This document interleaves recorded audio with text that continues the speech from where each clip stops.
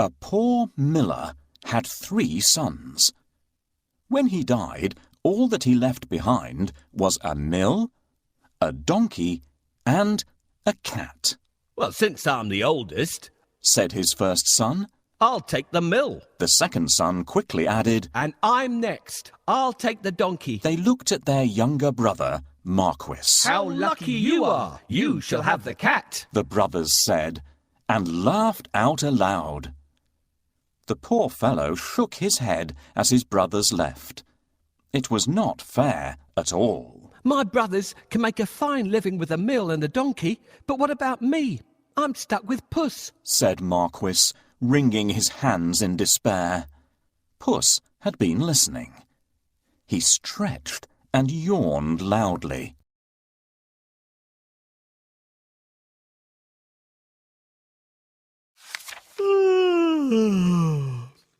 Now, you won't have to worry when I'm around. All I need is a bag and a handsome pair of boots, and I'll be able to take care of us both." "Sure you will," thought Marquis. But to be fair, he had seen Puss use many tricks to catch mice and rats. If nothing else, they wouldn't go hungry.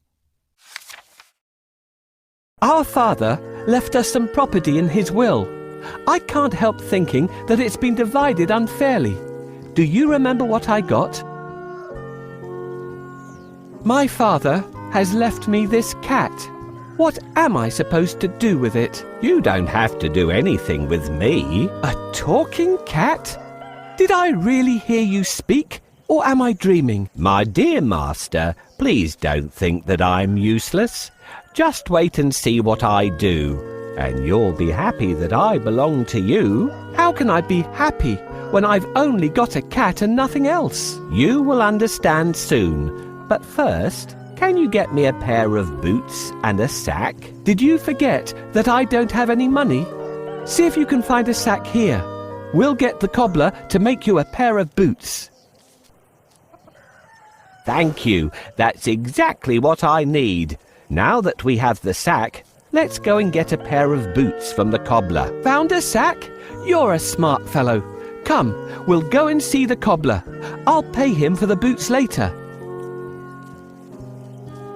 "Yes, this is the cobbler's workshop. I can get my boots here."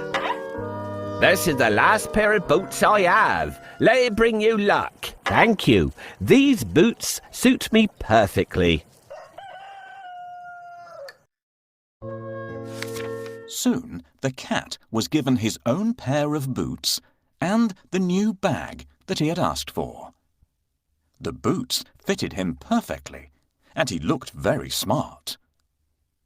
Puss packed a juicy cabbage and some bran in the bag, and slung it around his neck. He polished his whiskers and set out. Puss headed straight to a spot where there were plenty of rabbits. He had a great plan in mind. Puss opened the bag wide and hid behind a tree. Soon a rabbit came hopping by. He saw the cabbage and leapt straight into the bag. Whoosh! As quick as the wind, Puss grabbed the bag and tied it closed with a piece of string. With the rabbit in his bag, Puss walked straight over to the king's palace. He bowed low and presented him with the rabbit. "Your Majesty," said Puss in Boots in a royal voice, "this humble gift comes from my master, Lord Marquis of Carabas." This was a fancy name that Puss had chosen for his master. "What a thoughtful gift," said the king, who loved roasted rabbit. The next time, Puss managed to catch a brace of partridges and took them once again to the king. "This is wonderful. Tell your master I'm very pleased," said the king, who loved partridge stew even more. This went on for 2 months. Puss was becoming an expert at catching game, and the king was getting plumper. First, I need a bait for the rabbit. What do you think rabbits love to eat? This is exactly what we need. No rabbit can resist the smell of a fresh cabbage. Get ready. When the rabbit comes closer, catch it. Got you. Thanks for your help. I will take this rabbit to the castle and offer it to the king.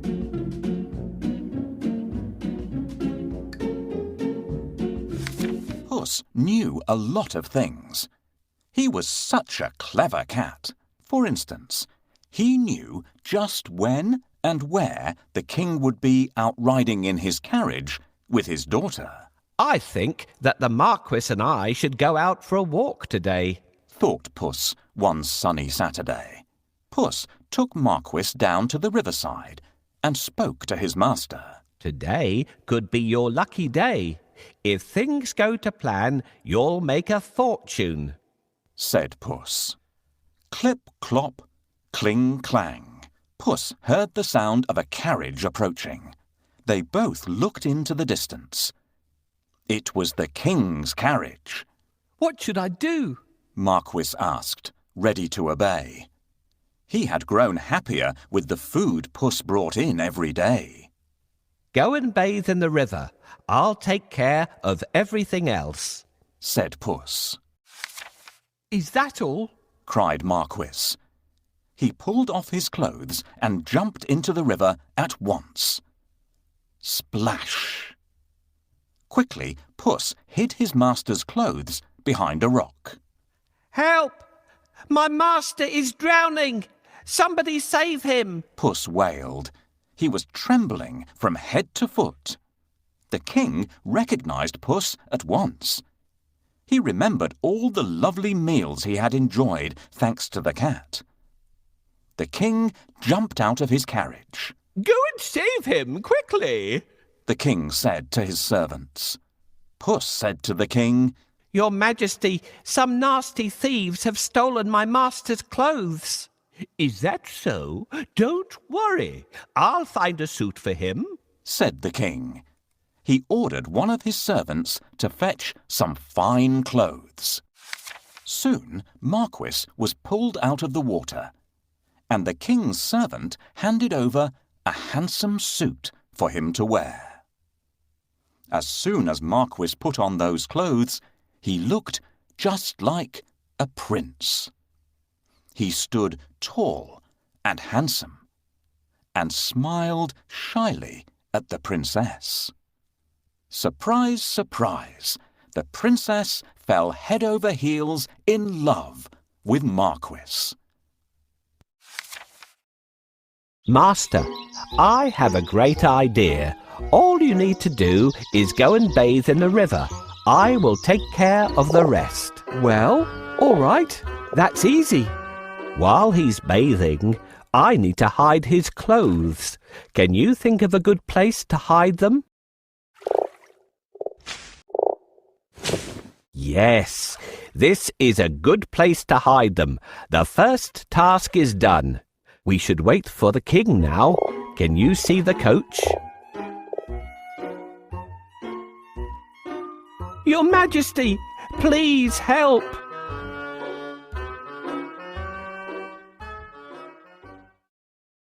Your Majesty, please help!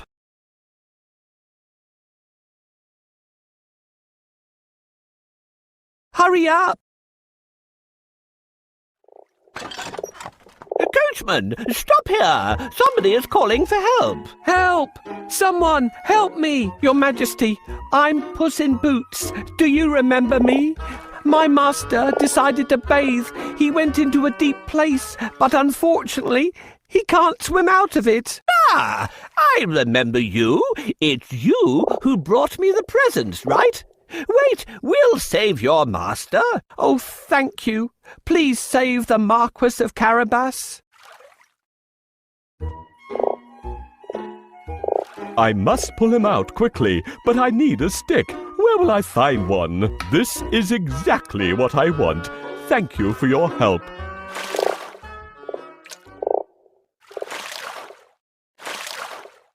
Here you are, dear Marquis of Carabas, safe on land again. Your Majesty, while my master was swimming, his wonderful suit has been stolen. Now he has no clothes to wear. I'll order one of the best suits to be sent from the royal cloakroom for your master. Thank you for your help. How can I pay you back? We would be delighted if you could join us on our journey. What do you say? Oh, of course. My master would be pleased to accompany you. Yes, I'd love to take up your offer and get better acquainted with you and your daughter. Then take a seat and let's go. I'm pleased to meet you, dear Marquis of Carabas.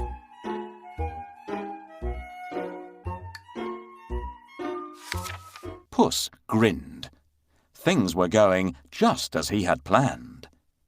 But he had more work to do.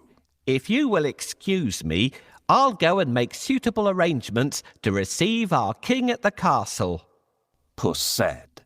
Marquis was puzzled because he didn't live in a castle. But he kept quiet. Puss ran ahead and met some men mowing the fields. My good fellows, stop your work and listen. The king is coming this way, and you are all in grave trouble. The only way to save yourselves is to say that these fields belong to the Lord Marquis of Carabas. Puss announced.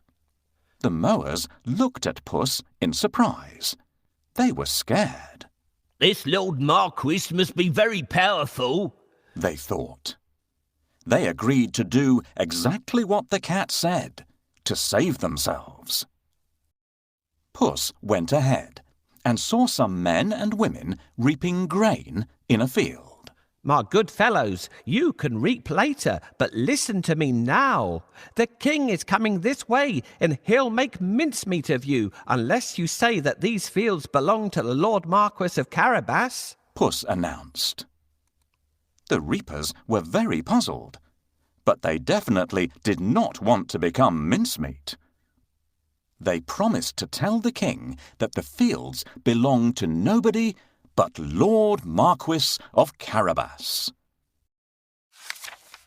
Puss went ahead and warned everybody to tell the king that the land belonged to Lord Marquis. The people thought that it wouldn't be right to mess with Lord Marquis. They decided to do exactly what the cat asked. But Puss had still more work to do. Huff, puff. He ran all the way until he reached a huge castle. Can you guess whose castle it was? Yes. The castle and all the lands belonged to a fierce and powerful ogre. But Puss was not scared of the ogre. He knocked at the castle door. Blim, blam. 2 guards opened the door. I'd like to pay my respects to your mighty master, said Puss. The guards knew that the ogre loved anybody who admired him. So they let Puss in at once. Puss bowed low to the ogre. I have heard much about your great powers. Is it really true that you can transform yourself into any animal you wish? Asked Puss. Even a lion? Watch me, said the ogre. Right before Puss's eyes, he transformed himself into a mighty lion. He roared so fiercely that Puss sprang up the curtains in fright. The ogre laughed loudly. That's amazing, said Puss. But I bet you can't turn yourself into a small creature. That's the most difficult thing in the world. I can, said the ogre. No, it would be impossible for a mighty ogre to turn into something like, for instance, a mouse? Said Puss. Oh, really? Asked the ogre, snapping his fingers. Boom! The ogre became a tiny mouse and scurried across the room. Quick as lightning, Puss pounced on the mouse and ate it in one gulp. Puss licked his lips. He clapped his hands 3 times and summoned all the people living in the castle. The ogre is no more, Puss announced. Will you accept Lord Marquis of Carabas as your master? He is kind and just, good and generous. The guards, maids, cooks, servants, and everyone else in the castle looked at Puss in surprise. But they nodded at once. They had never really liked the ogre anyway. Puss ordered everyone to prepare a feast for Lord Marquis and his very special guest, the king himself. The coach with the king, the princess, and my master will be here soon. I have to wake up the ogre right away. I don't think we would wake him up this way. Let's try something else. It looks like this noise isn't enough to wake him up. The ogre still sleeps soundly and has terrible ogre dreams. It looks like this noise isn't enough to wake him up. The ogre still sleeps soundly. What? Who woke me up? What are you doing here, cat? How dare you disturb me? I have heard that you are a master of magic and can turn into any animal. Is that true? That's true indeed. I can prove it if you have any doubt. I would like to see. Can you do it? Turn into a lion, please. No problem. Whoa! How scary! Enough! I believe you! I really believe you now! Well, did I prove how great I am? Indeed, indeed. But if I ask you to turn into a tiny mouse, I bet you'll not be able to do it. That's so easy. Watch me. Help me catch this mouse before it turns into an ogre again.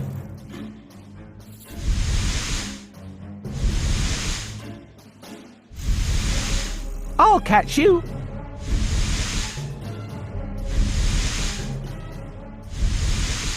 You're so zippy, but I'm faster than you. You can't hide from me. Here I come. You're so zippy, but I'm faster than you. I'll catch you.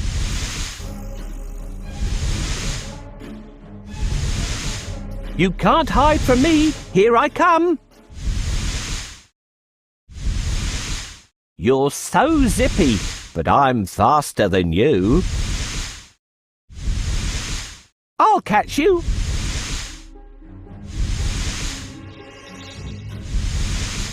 You can't hide from me. Here I come.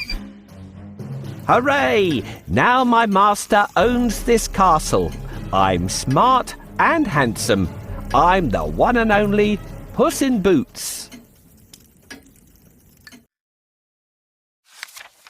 Meanwhile, the king travelled through the countryside, speaking to the people. He was very surprised to learn that almost all the land around him belonged to the young man by his side. When the king's coach finally reached the castle, Puss ran out to welcome them. Welcome to our humble abode, Puss said to the king. The king gulped. The castle was bigger and even more stunning than his own. Puss led them straight to the huge dining hall. The table groaned with the weight of roast chicken, rabbit stew, mince pies, smoked duck, and hundreds of other dishes. The king was in seventh heaven. After eating the great feast and sipping the finest wine he had ever tasted, the king said, My dear Lord Marquis, I'd be delighted if you would marry my only daughter. Marquis smiled at the princess. I will if the princess wishes to live with me, said Marquis shyly. The princess was so happy that she wanted to dance all around the castle.